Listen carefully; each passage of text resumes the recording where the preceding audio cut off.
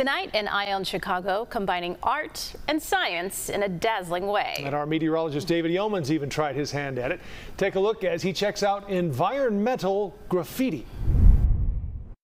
5, 4, 3, 2, rolling over.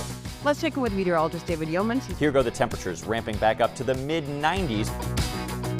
Here at CBS News Chicago, we talk a lot about the weather and about how climate change is changing our weather, because it is. We have a new air quality alert. With climate change, we're seeing more intense heat waves, worsening air quality from wildfires, and more severe flooding events. We use very sophisticated statistics to analyze this and convey that to you. But we also met somebody who makes these statistics beautiful. Let's start with this. Elisa Singer wants to draw you in with her art. Art, combined with science is a potent combination. And open your mind.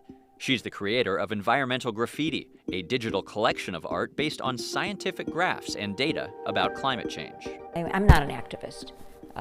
I am not, as I say, I'm not an expert, but I thought I could bring something to this. She told us the process begins with an issue that sparks her interest. I'll go to the report, and if it's a credible source, I will look for graphic data. The chart or graph acts as the blueprint of each piece. And there'll be a number of figures, and I'll look for one that has certain aesthetic elements that I think can be turned into art. I won't change, a trend line. I'm not going to say, I think this would be prettier if the temperature was a little bit lower. But you're going to have to work to grasp the full intention here. Well, the idea is for you to walk into a room and to see what appears to be abstract art. In galleries, the actual graph is shown next to the art. Your eye is meant to go back and forth to see a connection. You do a little bit of a double take. Oh, that's not abstract. That's actually based on that. Well, where is that, those lines from the graph, where are they in the art?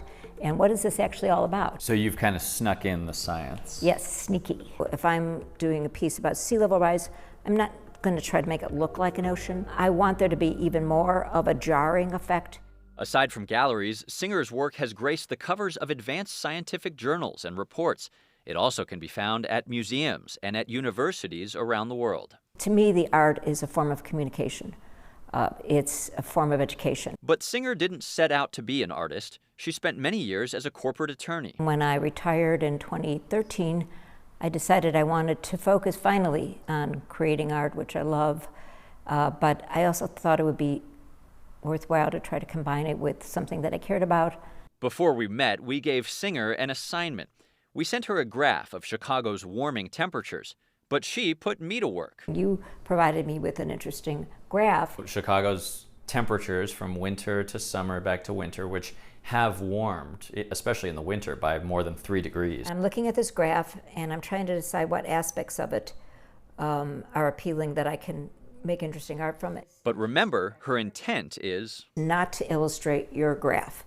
I want this piece of art to stand completely independent of the underlying message. First, I want there to be we laid down textures, a bit of a disconnect. Digital images similar to colors, so that there's an element of surprise. I will paint these things digitally and then use them as background. So now we're going to put them on top of each other in layers. Now let's make a real simple climate art. Okay, we'll bring the lines back in. Yeah. So this is still true to the data. Completely. But presented in a whole different way. Right. Take a look. Oh, wow. Pretty, right? Singer says she's grateful she can do her part to educate and engage. This was my opportunity to marry the two goals, to try to marry art and cause.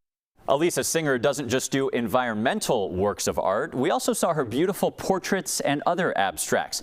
And we had such a great time turning science into art. David Yeomans, CBS News, Chicago. Beautiful and fascinating. Well, Singer says because her work is digital, it's easy to share, and she's happy to share it with anyone who's not using it for commercial purposes. To learn more, check out her website, environmentalgraffiti.org.